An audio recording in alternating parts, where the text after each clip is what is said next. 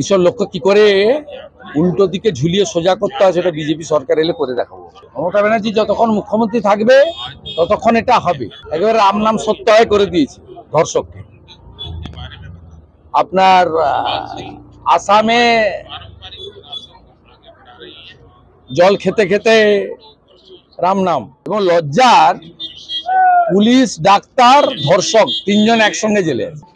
Junior ডাক্তারদের বিরুদ্ধে বিরূপ মন্তব্য হুমায়ুন কবিরের, তার বিরুদ্ধে এফআইআর করা হয়েছে। তিনি বলছেন যে আমি জামিন না মানে গ্রেপ্তার করা হোক, আর আমি বেরিয়ে এসে বুঝিয়ে দেবো 50,000 লোক নিয়ে মেডিকেল কলেজ ঘেরাও করে, তখন দেখিয়ে দেবো।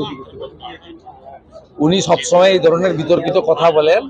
ইউসুফ পাঠানকে যখন মমতা ব্যানার্জি প্রার্থী করেছিল তখনও বলেছিলেন বাজার মাত করার জন্য প্রচারের আলোতে থাকা। এসব লোক সম্পর্কে কথা বলা উচিত নয়।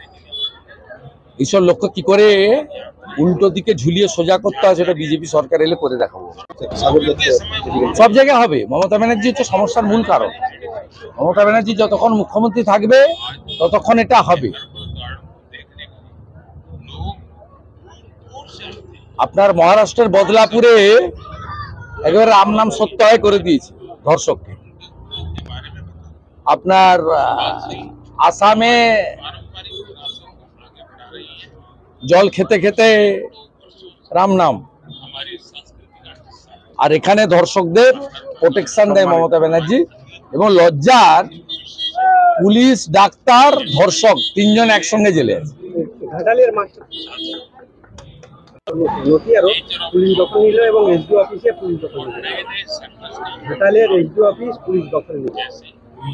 আমি এটা বলতে পারবো না। আমার মনে হয় থানাতে জল ঢোকার জন্য হয়েছে, না জেনে বলা ঠিক হবে না। যদিও থানা অন্য কোনো জায়গায় করা উচিত ছিল, ইরিগেশন দপ্তরে পুলিশের অফিস হওয়া উচিত নয়।